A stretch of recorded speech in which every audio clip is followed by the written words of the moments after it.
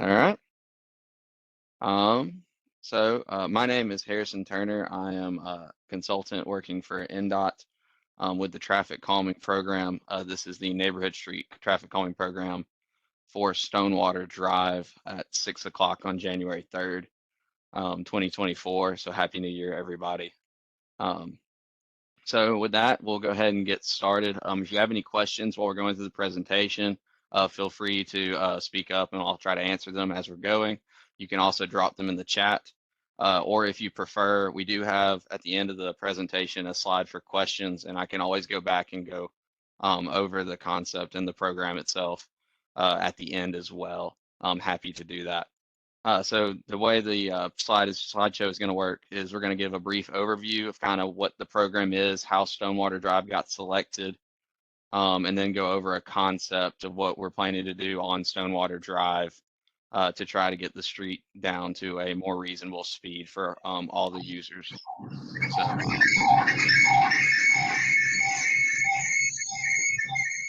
think there's a little bit of feedback on John's mic right there. If you don't mind muting that for a second, and then you can come off if you have any questions.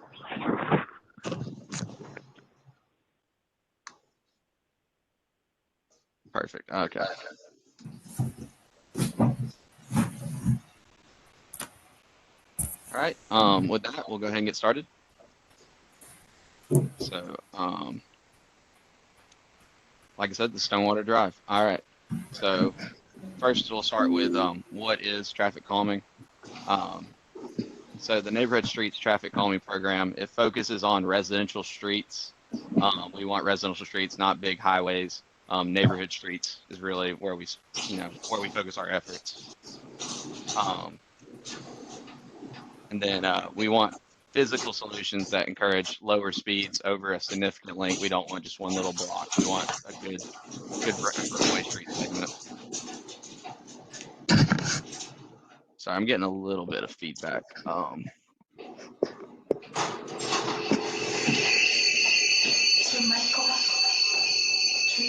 I can do that. Sorry, John. I think I had to mute you for a second. But if you want to come back off mute and have a question, feel free to. Thank you. And we focus on speed reduction is the main point of the program. The way we do this is through the 3 E's of traffic calming.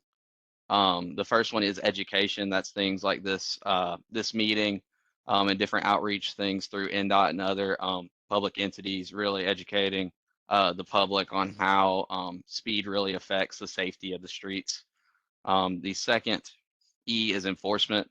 That is not something NDOT controls. That is through our great partners with the Metro Police Department. They handle the enforcement aspect of traffic calming. And then the third E, which is really near and dear to my heart as a traffic engineer, is the engineering part of traffic calming. And that's where this presentation and this project is really going to focus, is the actual engineering part to try to design the street to be safer for all users. So this is part of safety and Vision Zero. Vision Zero is the vision that there will be 0 deaths on our streets. That is the goal for NDOT and the traffic calming program. And the way we do this is by lowering speeds on particular streets that have a lot of heavy pedestrian and multimodal use. A pedestrian has a 35% chance of surviving if they're hit by a car at 45 miles an hour, but if they have an 89% chance of surviving if they're hit by a car at 25 miles an hour. So speed really plays a huge difference in the chance of a pedestrian having a fatal or severe injury if there is an unfortunate collision. So that's really the goal of the program, is to try to get those speeds down to a safer speeding if there is an accident, unfortunately. So it is a very high demand program. There are a lot of applications across Davidson County. We had over 500 streets apply as part of the August 23 cycle, or as of August 2023. And in the summer 2023 selection cycle, we were able to select 85 neighborhood streets. And Stonewater Drive was one of these 85 streets. If you have any questions that are outside the neighborhood street and traffic calming program, feel free to use Hub Nashville. It's a great resource. I've used it personally to get some sidewalk repaired. It's quick and easy. You can call 311, use the Hub Nashville app, or hub.nashville.gov is a great way to find the direct department that would be able to fix your particular issue. Like I said, I use it to repair some sidewalk in front of my house. And you can use it for a multitude of things if you have any other issues in Metro that's outside of the Nashville or the Neighborhood Streets traffic calming program. So the way we pick these streets is through a matrix of 5 things. The first is vehicular speeds. We use 85th percentile speeds over 25 miles an hour. That's the main portion. That's 45% of our matrix. The next biggest is volume, which is the average amount of traffic that is generated on your street in a given day. And then we have the other 3 are vulnerable users and fatalities, non-driver accommodations like the lack of sidewalk or people walking in the street because they don't have a place to walk otherwise. Are there buses and greenways present that would have more or create more traffic in the roadway? And then the other thing is trip destinations. Are there nearby churches or bus stops or things of that nature? Schools that would require people to be walking more. So we use a matrix of these 5 things to select the streets. So the selected street in your neighborhood is Stonewater Drive from Cedar Cottage Drive to Hoggart Ford Road. The street data is 33 miles per hour is your 85th percentile speed, which is higher than that 25 mile an hour that we wanted. The volume is around 700 vehicles a day. And it's not a particularly wide street, but it's not necessarily really narrow either, that 26. It's kind of a wider 2-lane road, which does promote a little bit faster speeds. So this is a map of Stonewater Drive. It's highlighted in yellow. It's the green line there highlighted in yellow, reaching from Hoggart Fort Road all the way through the neighborhood. So the program toolkit, the tools that we have to use to engineer solutions, we'll kind of go through those right now. The different options that we're able to pick from when looking at different concepts. So the first one, this is our bread and butter. This is the main thing we use. It's proven to be really effective. It's a great device. It's the speed cushions. You see them around Davidson County and the Nashville metro area. They're modular rubber devices, so they have a little bit of give, so they're not detrimental to your cars going over them. They have the gaps between them, so they have less of an impact on emergency vehicles like ambulances and fire trucks. They're about 3 inches, well, they are 3 inches tall at the tallest, 6 feet wide, and we can differentiate the lengths. We can have 7, 10.5, or 14 feet long. The longer they are, the more of a smoother transition is. So it gives us more play, and whether we're really trying to nail down to that, like more of a 20 mile an hour, if we want to be more closer to 25, whether you're more urban, more rural, so that sort of thing. So it allows us as engineers to have a little bit more flexibility in what our target speed is for the roadway. So that's our bread and butter, our main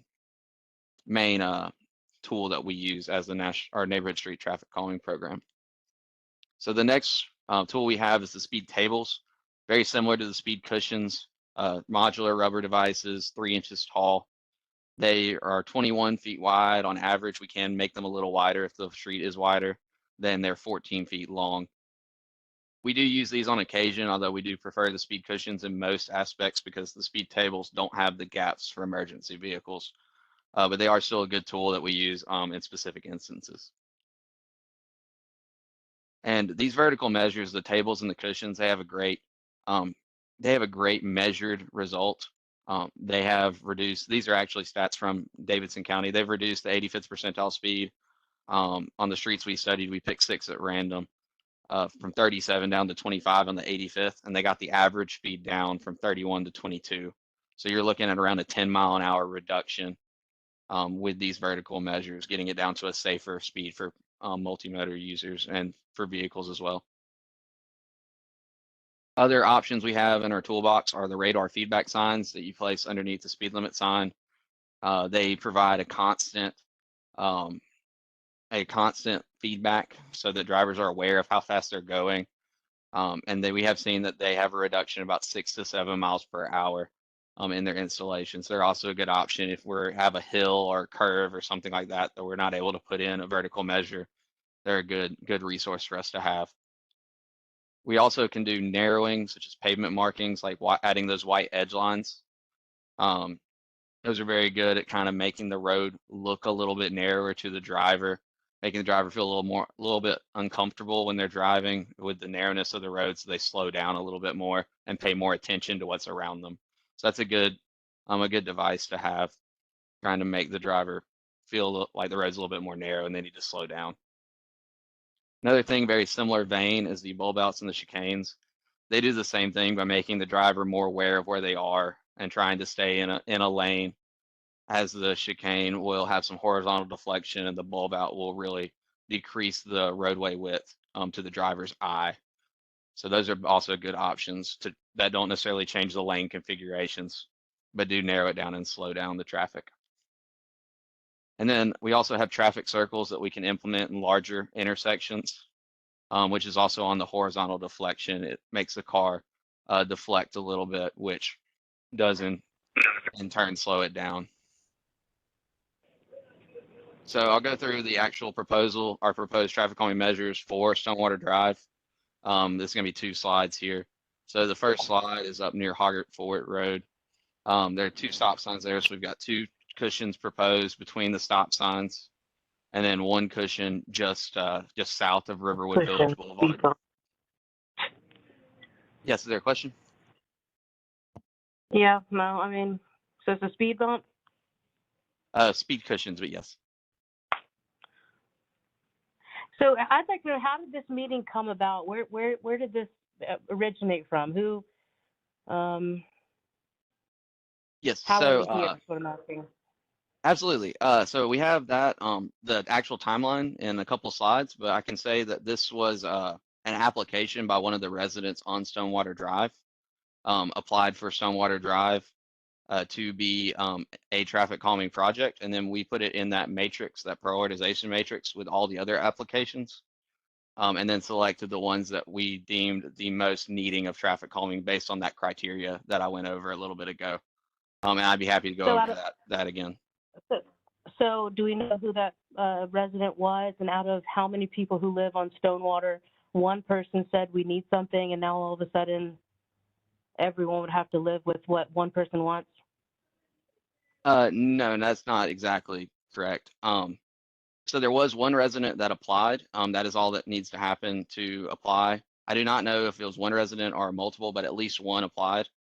And then after the end of this meeting, it has to go to a ballot measure, where 66% of the residents who vote have to approve the measures. So it will be a vote based on the residents of Stonewater Drive to determine if the vertical measures do get installed. Okay. Awesome. Can I say something? Yes, absolutely. I live on Stonewater Drive, and right in our area from Village of Riverwood down, we've had 4 mailboxes get hit in the past couple of months, and almost 3 cars with kids in them getting clobbered with people trying to pass on the left because the people are doing 30 miles an hour and the other people want to go faster. So this would hopefully help with those speed reductions because they would extend across the lanes. So that would be something where you wouldn't be able to necessarily pass cars and go around them at high speed, because there would be vertical measures in those speed cushions that would deter a fast speed from both lanes. Yeah, I live on Stonewater as well, and I've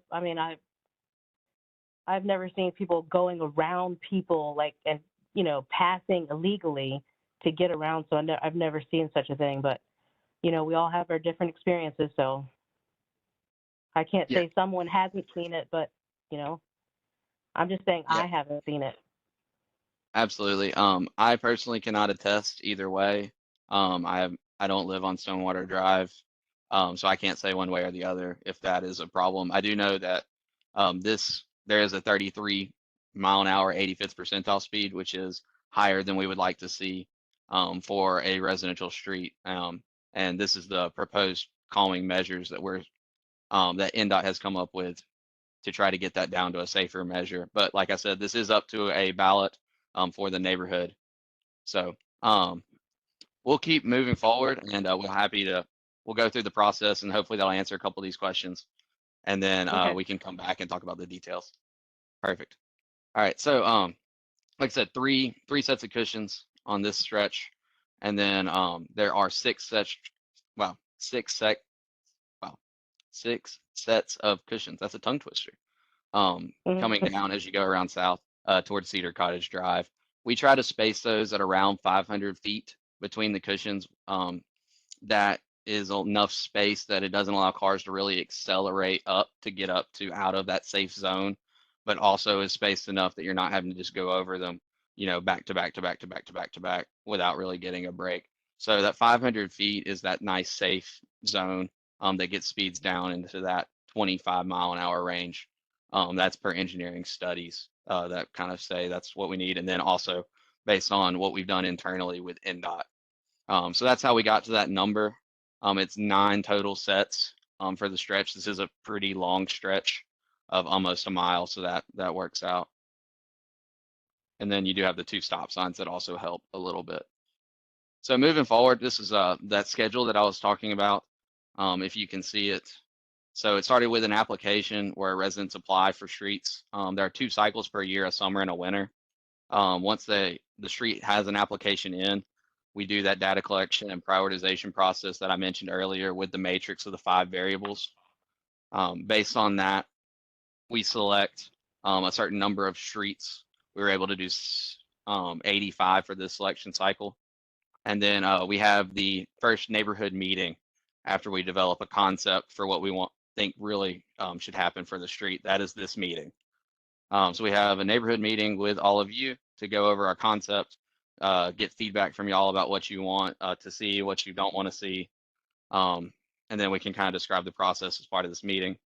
After that, we go to design. I take the comments that y'all bring in.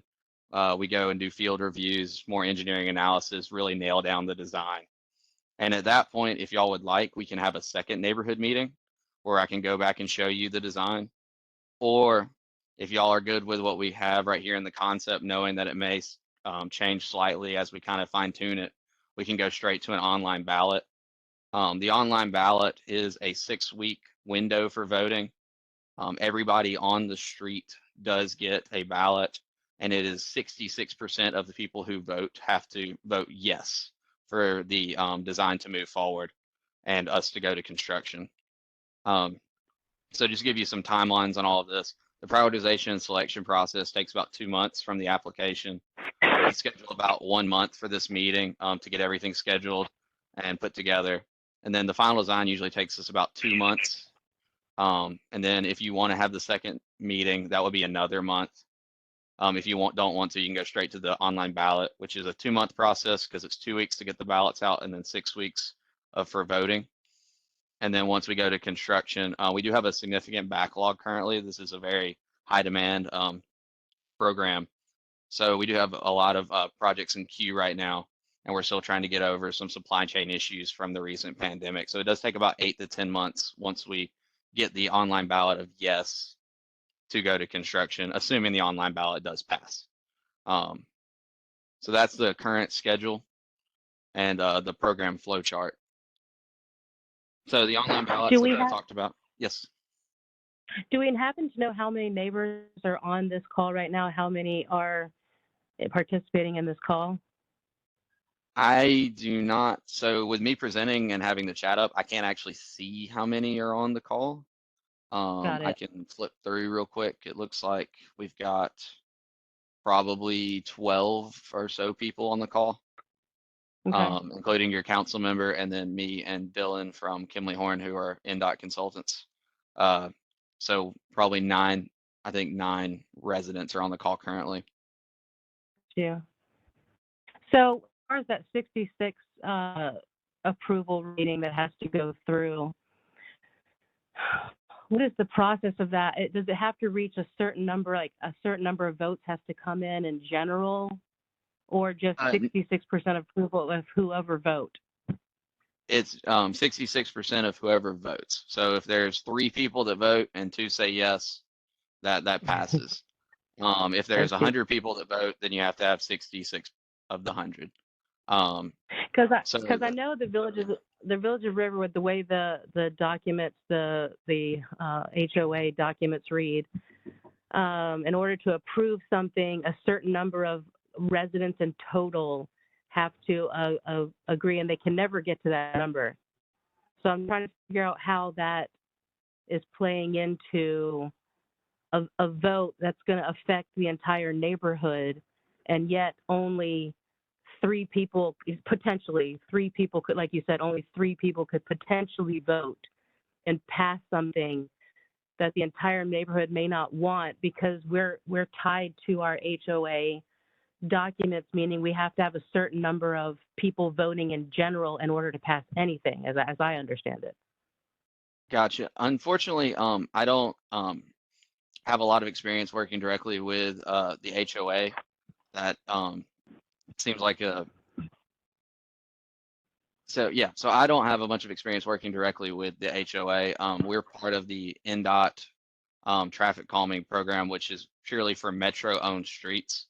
And this is the same process that we use for all of the 85 projects that we have going through this selection cycle. And if you go back multiple years, so I'm not exactly how sure that affects the HOA, but I know that this is separate from the HOA because this is through So the this is, NDOT with their streets. have you ever dealt with an HOA before where you've had to deal with, HOA covenants and documents and, the covenants of the neighborhood? Ours specifically, we have never been able to reach a voting change because not enough homeowners vote. So I'm wondering, have you ever encountered where it's disintegrated because the HOA covenants are in place and the vote is not large enough to where you can make a change like this to the neighborhood? Hey there, Yeah, this is Council Member Huffman. This is a city street, so it is not really even in play with a HOA vote. That's the biggest difference here. I see. Okay. Yeah. So the covenants don't matter at all in accordance to this vote. With Got you. with this, that is correct. But what Harrison is explaining is it's still up for a vote. that is correct. Yeah, Thank you, council member. of residents that live on Stonewater only. That is correct. We have the way And the is it, process works is it's residents of the street that live on the street that is getting the traffic calming get the vote. is it homeowners that own Stonewater homes, or is it renters that are renting Stonewater homes, or how does that, what happens there? That's a great question. That's actually the next slide. And I think you're on a cell phone. Is that correct? So I don't know if you can see it. Yes, that's true. Yeah, and we're at a, yeah, that's right. Yeah. So apologies for not able to see the slides. This will be recorded and uploaded, so you can watch it later if you want to see what we're talking through. Perfect. But so residential properties, churches, and schools all get one vote, and only properties with that abut the affected right-of-way. So only properties that actually touch Stonewater Drive for the limits that we have get the vote. So I have a map up with kind of the properties that do get a vote in yellow. If you do own multiple properties, say you own the house beside you and you rent it out or something like that, you would only get one vote, even though you have technically 2 addresses on Stonewater. It is limited to Okay. one owner. And then vacant properties are ineligible. Unfortunately, renters are also ineligible. And then businesses are ineligible. So it's residential properties with the owners getting Okay. one vote, churches and Homeowners schools. only, one vote. Homeowners only, one vote, churches and schools. Okay. And that is the ballot zone, and it's purely for the limits of Stonewater Drive, from purely for the limits of the traffic calming section. Okay. So that's showing the ones. This is the ones near Hoggart Fort Road, the properties that also are affected. All right, so I've reached Okay. the end of the presentation, so I'm happy to go back to the actual concept and talk about it more. If y'all have any other questions, happy to go through any of those now. I know we've talked a lot as we've gone, which is always good. I like having conversation rather than just me talking to you. I'm kind of boring and have a bad voice anyway. So Turner, I have two questions. First of all, absolutely. how noisy are the cushions? So I'm not gonna lie to you, there is a slight noise if you're standing right beside it. Like if you're on the street and just listening for it, you'll hear it. From in your house, you probably won't hear it at all. I That's anecdotal. Obviously, some people's hearing is better than mine, and some people's is worse. They do have a slight noise, but they're not bad. I always suggest if you want to test out the cushions, there are several locations around Davidson, Nashville, that have the cushions already installed. Go and drive over them. We have a GIS website that has the locations of all the cushions, and I apologize, I didn't pull up the nearest locations of cushions prior to this meeting. I'll pull it up right now. And I can give you a road that you can go drive down if you want to feel how it feels to go over them, and you can stand there and listen to them and things, which is probably better than me trying to explain it. And then you said you had a second question. I do. I'm afraid that what we're doing is pushing this problem off onto River Birch Way, which is even worse because it's got a steep downhill grade to it as you get towards Stonewater Drive. Those people are already flying. I walk that hill now and again, and wow, they really move along. We apparently didn't have a request for you to look at that street. But if people who are going to the lower portion of Stonewater Drive just go up one block, then they're on River Birch Way. They won't have cushions to go over. So River Birch Way does have an application in the system. However, it was not prioritized higher than Stonewater Drive. So Stonewater Drive was selected and River Birch Way was applied for in the system, and that is on the NDOT traffic calming GIS. If you want to Google that, you can find it. It's also on the NDOT traffic calming website. And then as far as the closest speed cushion location, Colonial Circle between McCampbell Avenue and I do believe that is Donaldson Pike, has cushions on it if you'd like to go drive them and kind of listen and feel how they feel to go over them. I think that's the closest installation to y'all's street. But there is an application on River Birch Way. As far as moving traffic, that's not the goal of the program. The goal of the program is purely to slow down the existing traffic. We're not trying to divert people to other roads or try to make them use a different route. We're purely trying to make the route that they're currently using safer for all users by slowing down the speeds. So there probably will be a little bit of diversion onto River Birch or other streets, but that's not the goal of the program, and that's not something we're intending with what we're doing. You still will be able to travel Stonewater Drive in a quick time, but at a safe speed. I have a question. Why was Stonewater prioritized? Perfect.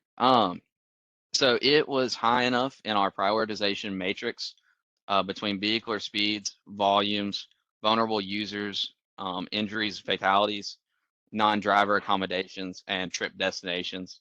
So those 5 things have different weighting systems, with speed being the highest, volume being the second highest, and then the others in order: vulnerable users, non-driver accommodations, and trip destinations. And that is a matrix that we pull for all eligible applications.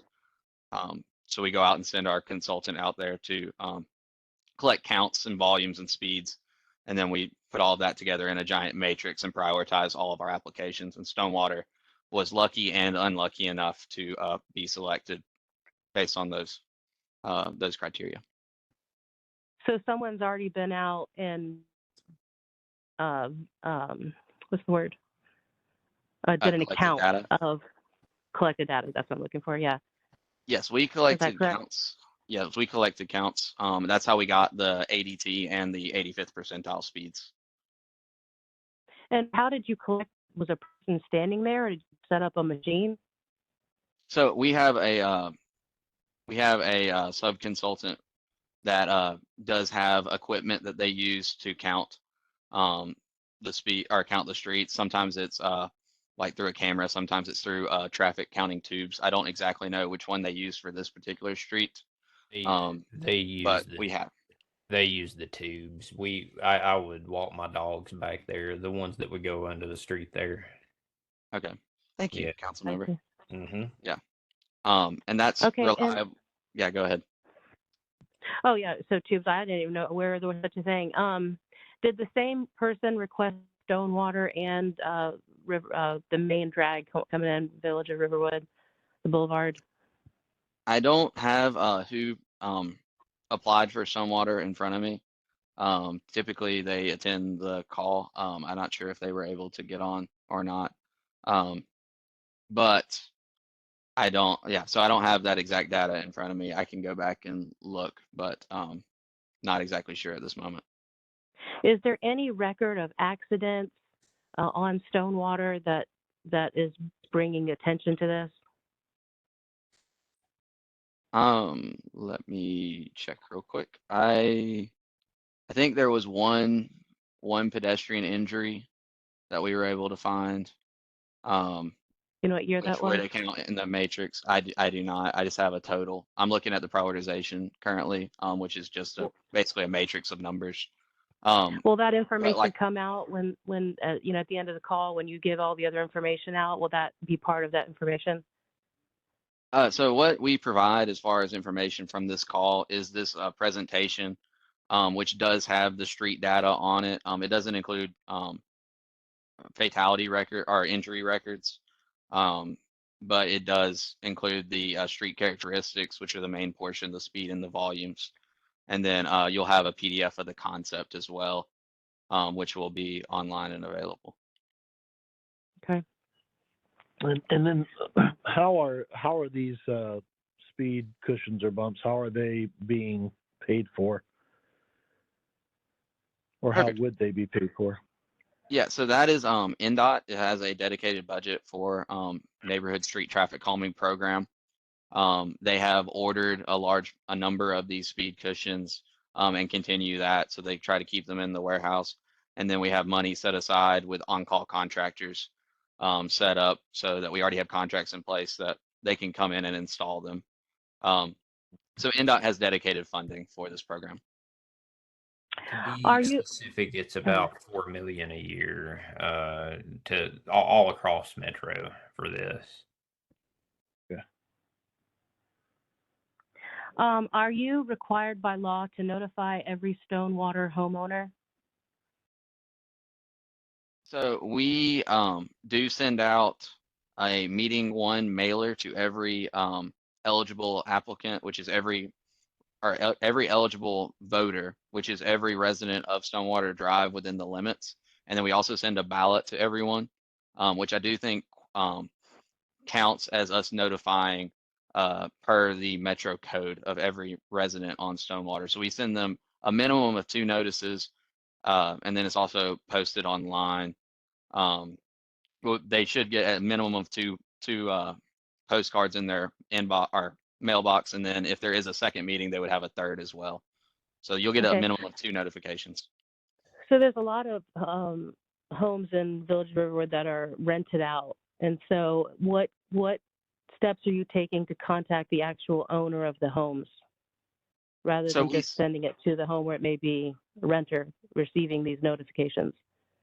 yeah, so actually we do spend a good deal of time going through and checking every homeowner of the affected area and sending it to their a listed address. Yeah. Not necessarily we don't just stick them in the Property mailbox address. of every residence. We actually send them Okay. to based on what is available with City Metro records. GIS and the parcel view. Yeah, the city records. Okay, got it.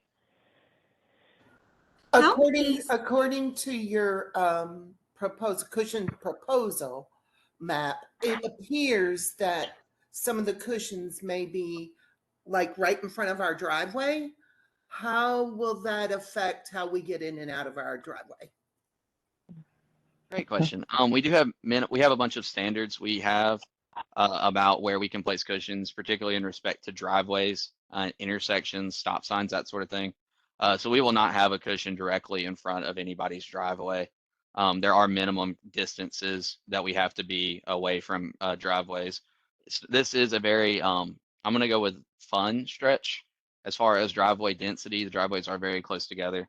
So that'll be part of that finalizing design process that would come next, is we would go out in the field and really spot how far away from every driveway we can place the cushions and really nail down exactly where they're going to go to make sure that we're not going to have a cushion directly in front of a driveway.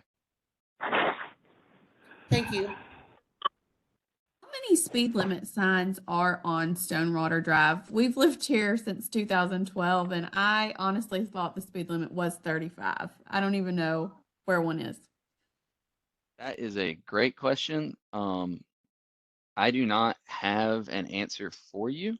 Maybe that could be something we could start with, is just posting some more signs. And I do agree, people do go fast, but truly, I thought it was 35. I've seen at least one, and I forget if it's toward like the Village Route, the Boulevard part, or if once you turn on Stonewater. I have seen one that says 30. I don't recall seeing any more than one, but You know, that I'd could have to just drive maybe around be an again to look. option to post some more signs, maybe. Yeah.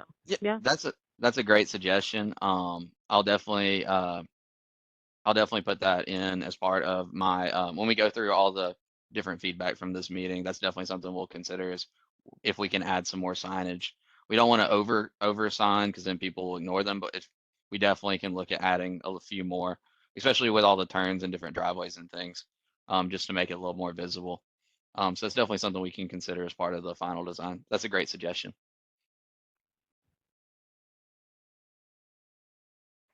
Is there any other steps that you would do prior to, I think speed humps or speed bumps, whatever you're calling them, are kind of annoying and a little on the excessive side, having no real record of accidents or serious problems thus far.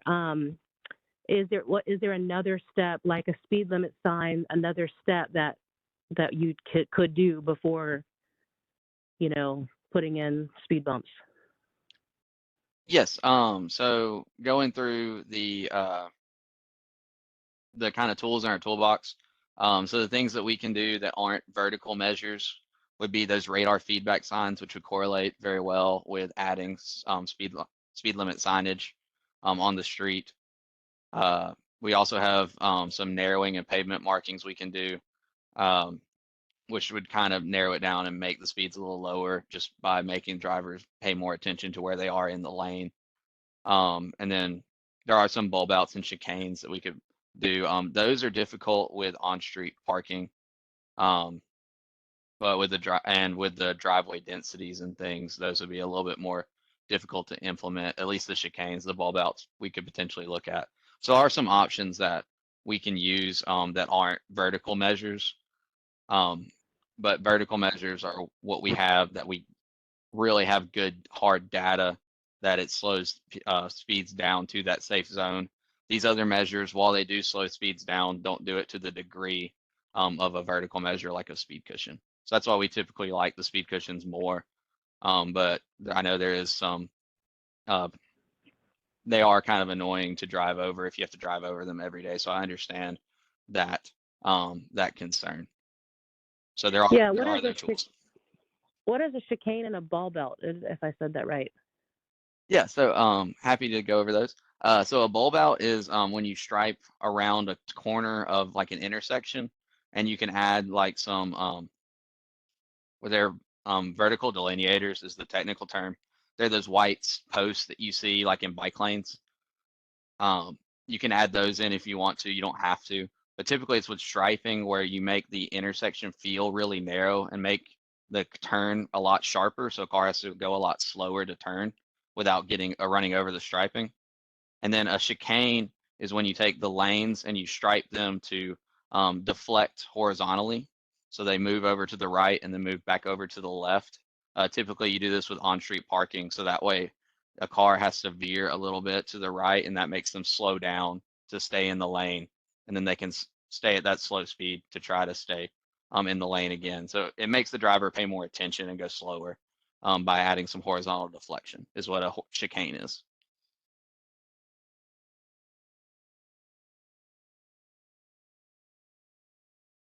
And then as far as next steps, So this is, like I said, the first neighborhood meeting, and then we're going to go into, based on all of these comments, which are absolutely fantastic ideas and comments.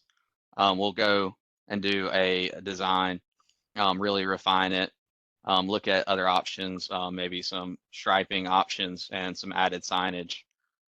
Potentially might try to get rid of a few of the vertical measures based on these comments. Still keeping the speeds down to a safe speed. And then we can go back if y'all would like to see the second one or the actual final design to a second neighborhood meeting. Or if y'all are good with us pushing forward with the concept and going straight to the ballot, we can do that.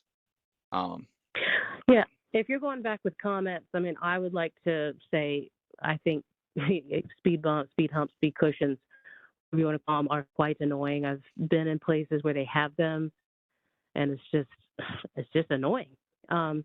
So I mean, I would be on the side of there's no record of accidents or major problems, and so that's if you're going back with comments, that's my viewpoint. I would also like I a do. second meeting too, just to see the final design. Because I know I wouldn't want one directly in front of our house for sure. Understood. Yeah, so our policy with the second meeting is if anybody wants it, we will move forward with it. If it was a unified, yeah, we're good with the speed limits as you proposed, then we would go straight to ballot. So we'll have a second meeting once we get the design a little bit or more finalized. I understand that the speed cushions are inconvenient, and I don't particularly want them either. We have a couple of school bus stops on Stonewater. Those kids are not safe. And one of our biggest offenders in this neighborhood is the Amazon Prime trucks. They just fly through here sometimes. Somebody is going to get hurt, and I don't think waiting until somebody gets hurt is the right move. I think the thing to do is to people from getting hurt. And if people won't Is follow someone the moving 30 something? miles an hour, Yeah, I think there's a little bit of feedback. One second. John, I think your camera's got a little, or your mic's got a little bit of feedback. Okay, there. All right, I think it's better. Laurie, Yeah, I it's think better. is, yeah. If you wanted to continue with your comment. yeah, I don't like the idea of them either. But I don't think waiting until somebody gets hurt is a great idea either. And of the two, I would rather be proactive rather than reactive.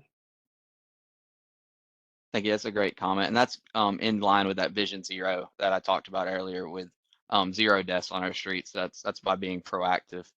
And one of the reasons that we have this program is to try to make the streets safe for all the users, and starting with the streets that scored the highest on the unsafe list.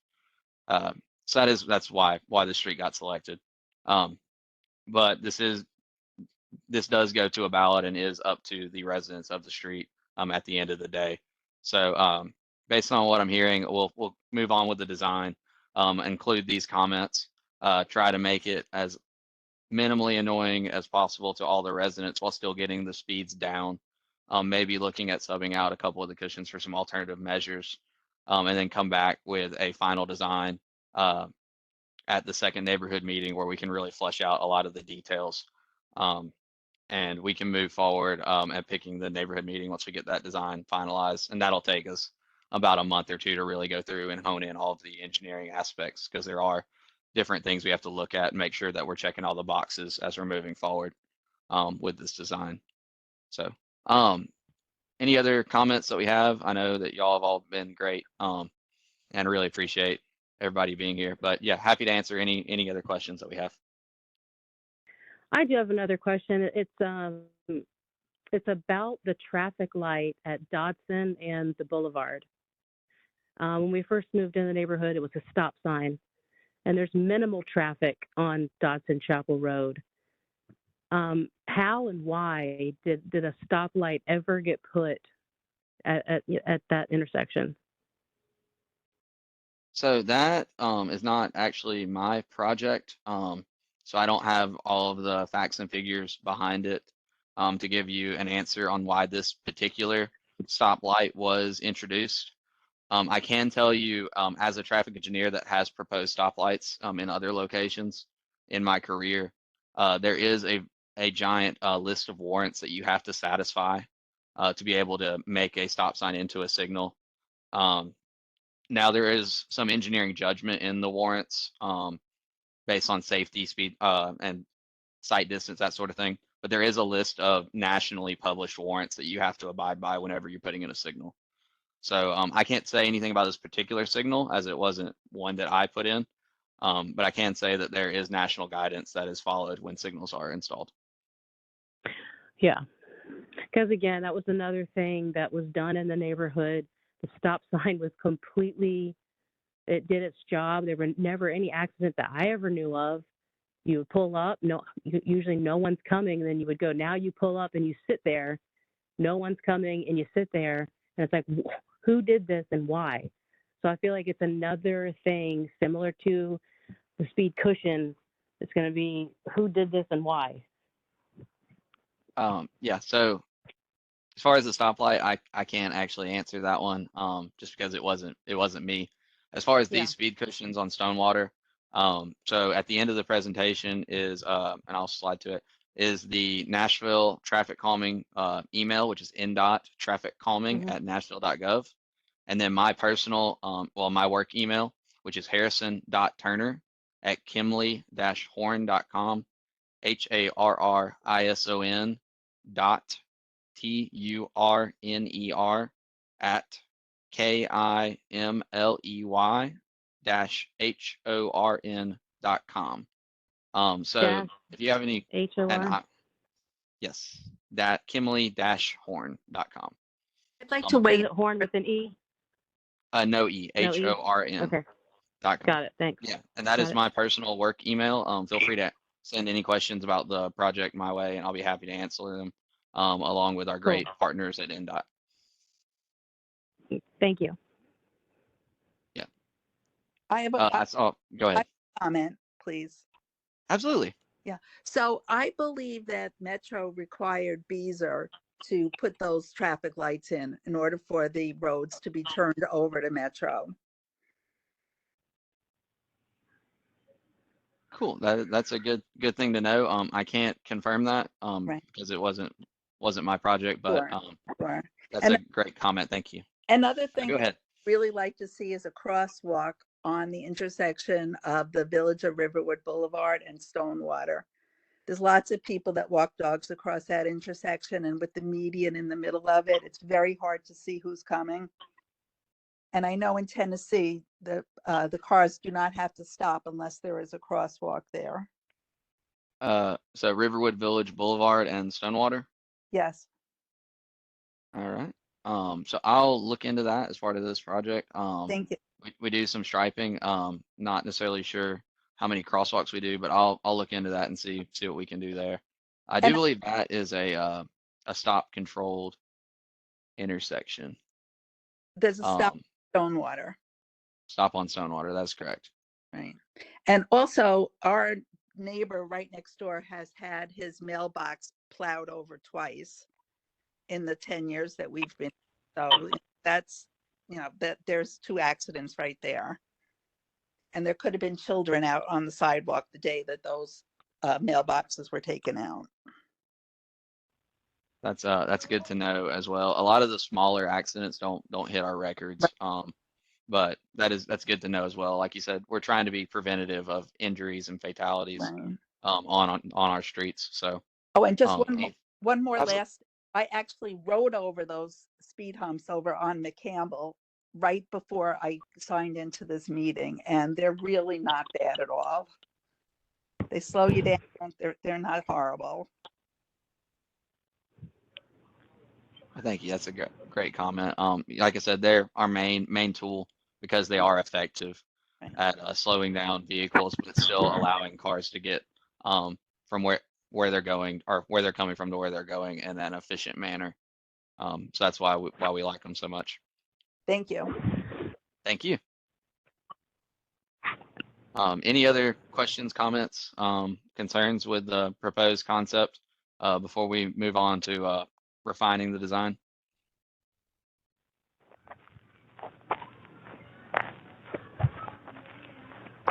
All right. I'm not hearing anything else. So I'll go ahead and stop the recording, and